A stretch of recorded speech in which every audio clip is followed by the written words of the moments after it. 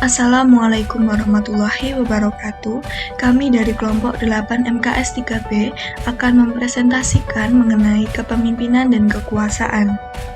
Video ini dibuat untuk memenuhi tugas mata kuliah Perilaku Islam Organisasi dengan dosen pengampu Bapak Muhammad Habibullah, Magister Pendidikan Islam. Sebelumnya, perkenalkan nama anggota kelompok kami. Yang pertama, Lailatul Arya Putri dengan 3 digit NIM belakang 074, Asri Rahmadani 075, Ana Khairunisa 076. Pembahasan pertama yaitu mengenai pengertian kepemimpinan. Kepemimpinan adalah kemampuan seseorang mempengaruhi dan memotivasi orang lain untuk melakukan sesuatu sesuai tujuan bersama. Kepemimpinan meliputi proses mempengaruhi dalam menentukan tujuan organisasi, memotivasi perilaku pengikut untuk mencapai tujuan, mempengaruhi untuk memperbaiki kelompok dan budayanya. Teori-teori kepemimpinan. Teori-teori kepemimpinan dibagi menjadi 3. Yang pertama, teori kepemimpinan sifat, yang kedua, teori kepemimpinan situasi, dan yang ketiga adalah teori kelompok. Kepemimpinan transparansi. Kepemimpinan transparansi adalah suatu gaya kepemimpinan yang transparan terbuka dalam segala bentuk kegiatan, yaitu adanya timbal balik antara seorang pemimpin pemerintah dengan anggotanya masyarakat sehingga menciptakan pengelolaan yang baik. Biasanya dilakukan dalam pemerintahan yang transparan untuk menuju good governance. Rekonstruksi kepemimpinan transparansi. Seringkali kita mendengar teriakan seorang pemimpin terlalu kencang kepada stafnya untuk bekerja efektif, efisien, produktif, dan kreatif. Namun sayangnya kerja-kerja yang ditampilkan tidak mendukung semangat dan antusias yang ada dalam pikiran si pemimpin.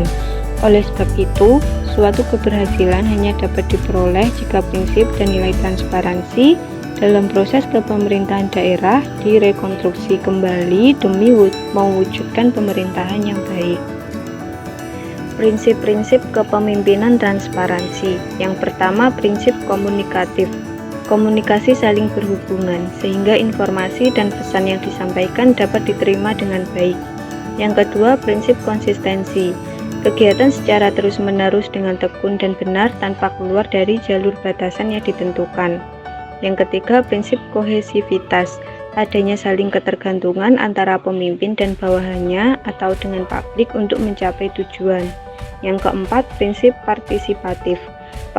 Partisipasi antara pemimpin, aparat, dan publik yang merasa peduli, memiliki, dan bertanggung jawab atas jalannya sistem kepemerintahan daerah.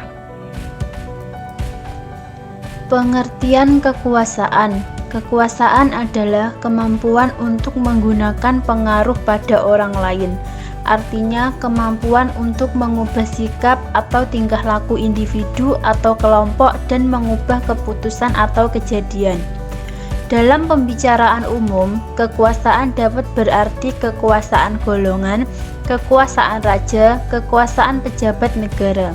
Sehingga tidak salah bila dikatakan kekuasaan adalah kemampuan untuk mempengaruhi pihak lain menurut kehendak yang ada pada pemegang kekuasaan tersebut. Sumber kekuasaan. Sumber kekuasaan biasanya dibagi menjadi 2 kelompok besar, yaitu sumber kekuasaan antar individu yang meliputi kekuasaan formal, yaitu kekuasaan yang didasarkan pada posisi individual dalam suatu organisasi, dan kekuasaan personal, yaitu kekuasaan yang berasal dari karakteristik unik yang dimiliki seorang individu. Yang kedua yaitu sumber kekuasaan struktural. Kekuasaan ini juga dikenal dengan istilah intergroup atau interdepartemental power yang merupakan sumber kekuasaan kelompok.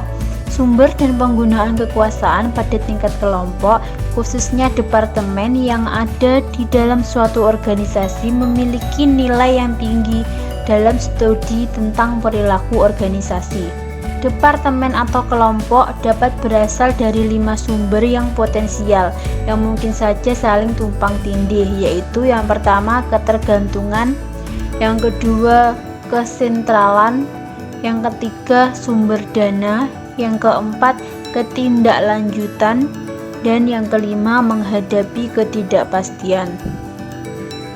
Sekian penjelasan dari kelompok kami. Terima kasih untuk perhatiannya.